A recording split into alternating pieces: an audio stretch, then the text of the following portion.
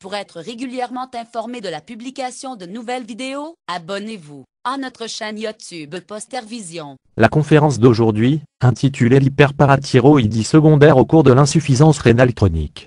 On va aborder la définition, la physiopathologie, les signes cliniques, biologiques, et enfin radiologiques. L'hyperparathyroïdie secondaire est fréquemment observée au cours de la maladie rénale chronique et survient précocement dès le stade 3. Les conséquences métaboliques, osseuses et vasculaires justifient un dépistage et une prise en charge précoce.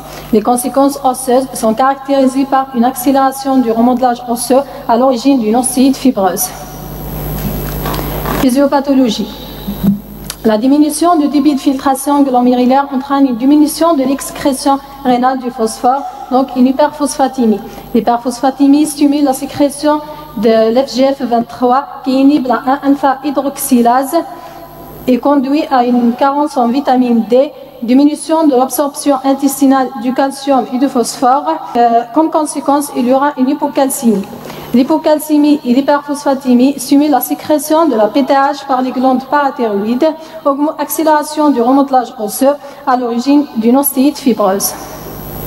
Cliniquement, l'hyperparathyroïdie secondaire reste longtemps asymptomatique. Les douleurs osseuses et les fractures pathologiques sont rares et tardives.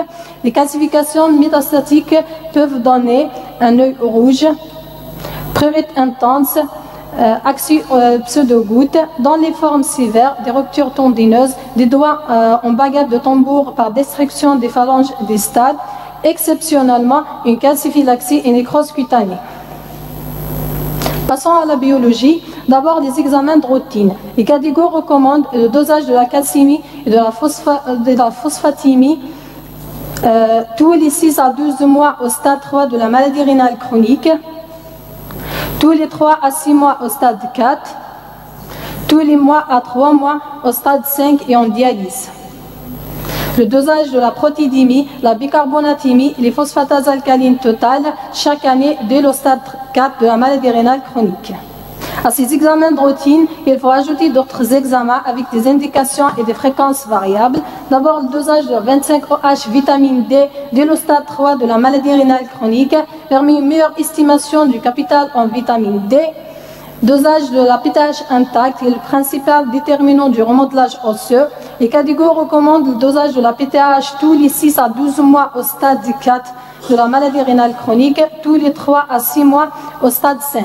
Dosage de l'aluminium plasmatique une fois par an chez tous les patients et tous les 3 mois chez ceux qui reçoivent des traitements aluminiques.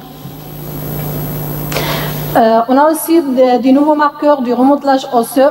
D'abord des marqueurs de formation osteoblastique, les phosphatases alcalines osseuses, ostéocalcine, le propeptide C terminal du procollagène du type 1, les facteurs de la résorption ostéoclastique, à savoir les phosphatases acides tartrate résistantes, péridinoline, télopeptide carboxyterminal du collagène de type 1.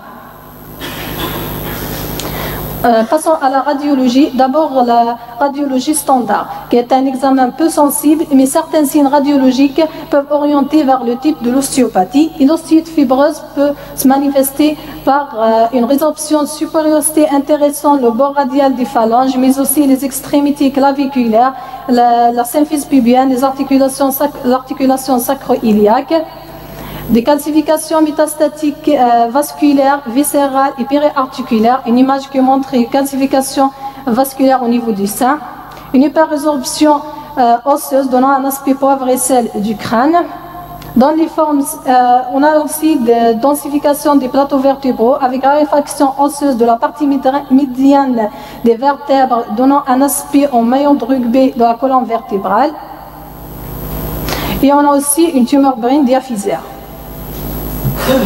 La scintigraphie osseuse montre une hyperfixation diffuse de l'ensemble du squelette avec prédominance pour les régions riches en os trabéculaires. La biopsie osseuse, les catégories recommandent la biopsie osseuse en cas de fracture pathologique, hypophosphatémie, hypercalcémie inexpliquée et suspicion d'intoxication aluminique. Donc dans l'hyperparathyroïdie secondaire, si elle est faite, elle montre un taux de formation osseuse élevé, une hyperrésorption ostéoclassique, augmentation du volume ossioïde et un important degré de fibrose médulaire, mais pas de trouble de la minéralisation osseuse. Merci d'avoir regardé cette vidéo. Abonnez-vous et partagez-la sur Facebook. À très bientôt pour d'autres vidéos.